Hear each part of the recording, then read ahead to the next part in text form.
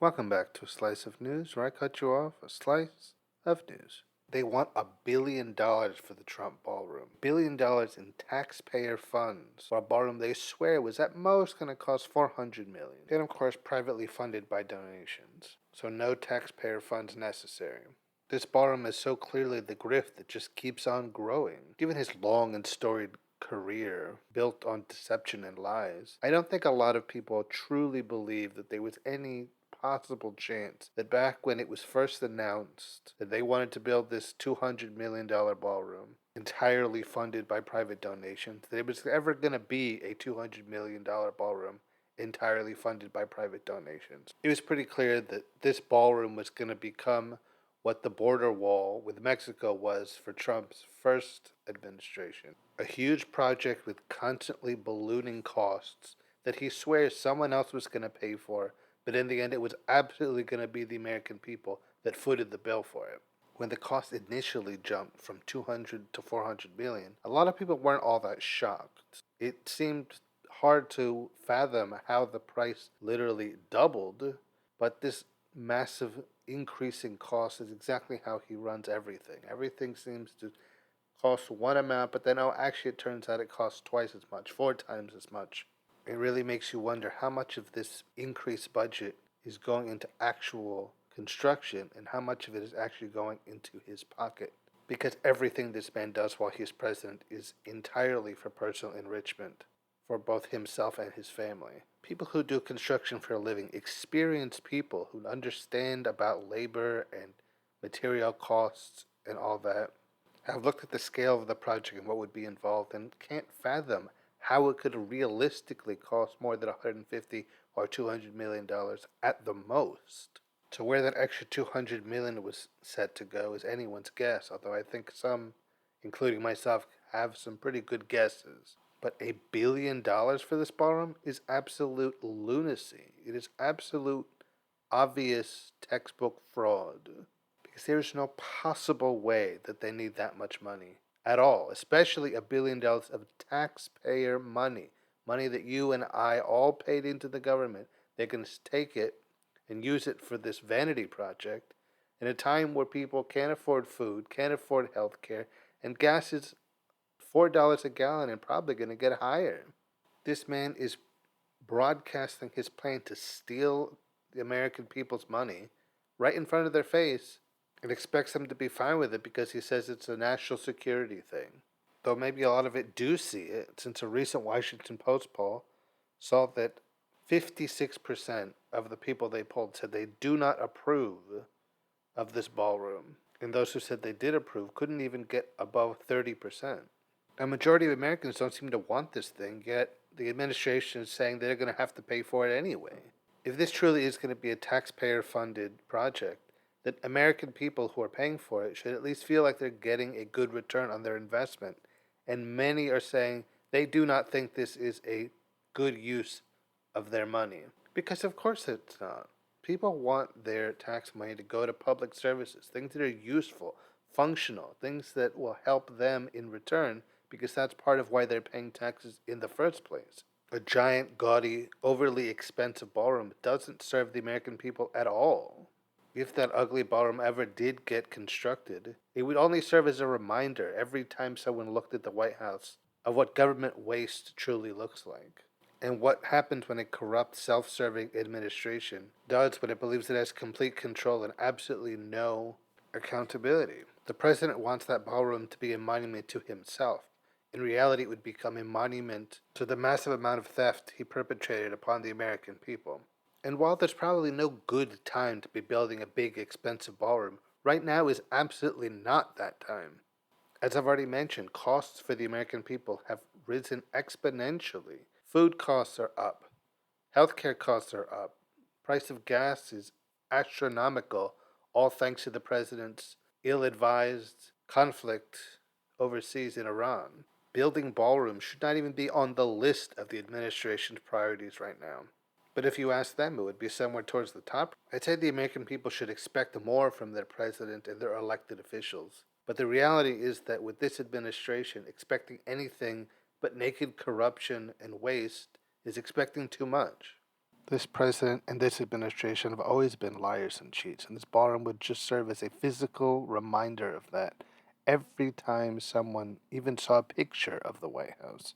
I think it goes without saying that they don't need this sort of massive amount of money to make this ballroom happen. And I think all they demand this exorbitant amount because they feel pretty confident that they'll get it, emboldened by the fact that Republicans control the majority of the government right now, and his fellow Republicans on the Appropriations Committee are likely to give him whatever he asks for. Even though it's pretty obvious the majority of the money that he's asking for is not going to go into the construction at all. Honestly, the debate over the ballroom, and really the ballroom itself, is emblematic of a much larger problem. At its core, the American government is there to support its people, but we have a government right now that has absolutely no interest in doing that. The people cry out for aid, and all they get in return is, well, the best we can do is a big, expensive ballroom, whether it be a costly military conflict abroad, or a big arch that nobody wants, or a ballroom that nobody wants. The current administration has no issue taking from the American people,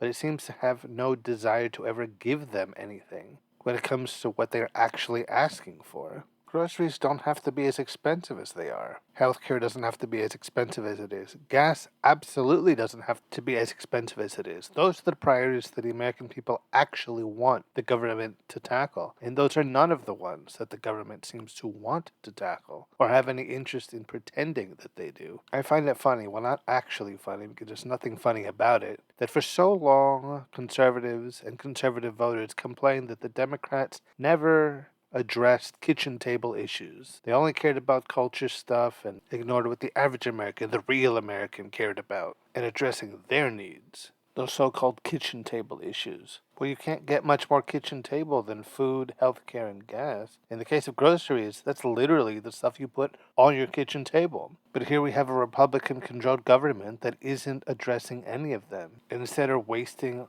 all those Americans' hard-earned tax money on overseas conflicts and expensive and unnecessary ballrooms. It seems pretty clear already that Republicans are in for a very bad time come November. And the midterms are going to be an absolute washout for Republicans. The Democrats are going to make huge gains, likely regaining majority in the House of Representatives and possibly even the Senate. So this ballroom is really not going to help Republicans at all when it comes to staving off what is clearly about to be a massive loss of power for them. The ballroom and the obsession with funding it is just bad optics, and you would think an administration that claims to pride itself on being all about optics and looking good, they would know that this just makes them seem massively out of touch with what the actual American people want and need. They would probably do well to remember what 1790s Parisians did when their government seemed to be too obsessed with ostentatious ballrooms and not concerned enough on feeding its own people.